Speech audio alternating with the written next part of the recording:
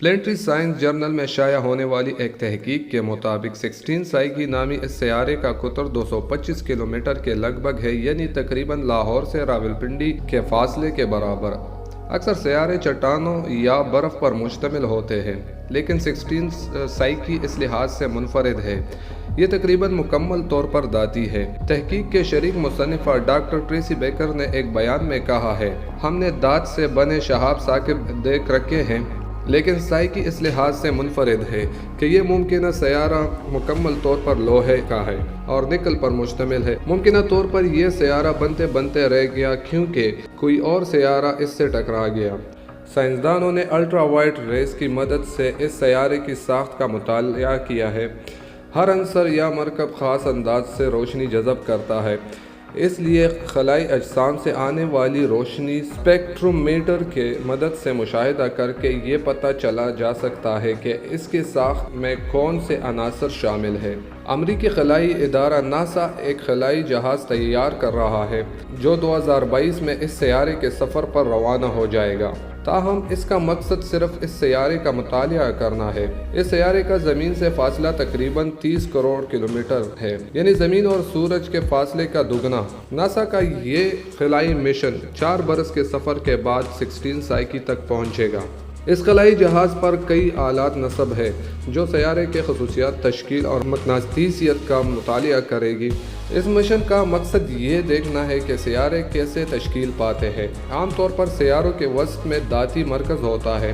خود زمین کے بیچوں بیچ لوہے کا گولا ہے جس کا قطر 1220 کلومیٹر ہے۔ خیال کیا جا رہا ہے کہ 16 سائیکی بھی سیارہ بننے کے سفر پر روانہ تھا، لیکن کسی اور سیارچے یا سیارے سے زبردست تصادم کے نتیجے میں اس کی سطح کی تہہ اڑ گئی اور صرف دھاتی مرکز ہی باقی رہ گیا۔ 16 سائیکی پر پائی جانے والی نکل بے حد قیمتی دھات ہے۔ اسے کئی قسم کی برتن بنتے ہیں اور یہ سٹین لیس سٹیل کی تیاری میں بھی استعمال ہوتی ہے۔ مزید یہ کہ جدید بیٹریوں کی تیاری میں نکل بے حد اہم ہے اور خاص طور پر الیکٹرک گاڑیوں کی بیٹریوں میں اس کی بے حد ڈیمانڈ ہے، کیونکہ یہ لیتھیم کی بیٹریوں سے بہتر کارکردگی پیش کرتی ہے۔ انسانی تہذیب کی تمام تر ترقی دھاتوں کی مرہون منت ہے۔ سب سے پہلے مشرقی وسطی کے علاقے میں آج سے 10,000 سال پہلے تانبا دریافت ہوا، جس سے انسانی تاریخ میں پہلی بار دھاتی اوزار سے ہتھیار بنائے گئے، ورنہ اس سے پہلے انسان لاکھوں برس تک اوزار بنانے کے لیے پتھر، لکڑی اور ہڈیوں تک محدود تھا۔ اس کے بعد جست اور پھر لوہا دریافت ہوا، جو انسانی تاریخ کا ایک اور اہم موڑ ہے۔ 18 صدی میں یورپ میں آنے والی صنعتی انقلاب نے بڑے پیمانے پر دھاتوں کا استعمال شروع کیا، جس میں مسلسل اضافہ ہو رہا ہے۔ تاہم مسئلہ یہ ہے کہ ساری دھاتیں زمین کی سطح پر محدود مقدار میں ہوتی ہے اور جلد یا بدیر وہ دن آئے گا جب دنیا میں ان کی قلت واقع ہو جائے گی۔ اسی لیے ماہرین ایک عرصہ سے خلا میں کانکنی کے منصوبے بنا رہے ہیں۔ تاہم ایسا کرنا آسان نہیں، کیونکہ فی الوقت خلا کا سفر بے حد مشکل، لمبا وقت طلب اور مہنگا ہے۔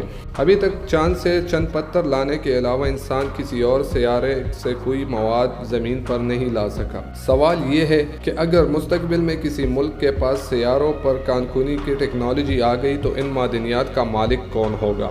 اس وقت خلا میں کانکنی کے لیے قواعد و ضوابط موجود نہیں۔ 1967 میں آرٹیمس نامی ایک بین الاقوامی معاہدہ طے پایا تھا، جس کے تحت خلا اور خلائی اجسام ساری دنیا کی مشترکہ ملکیت ہے۔ تاحال اس معاہدے پر امریکہ، برطانیہ، آسٹریلیا، کینیڈا، جاپان اور عرب امارات نے دستخط کر رکھے ہیں۔ تاہم روس نے اسے یہ کہہ کر مسترد کر دیا کہ اس کا جھکاؤ امریکہ کی جانب ہے۔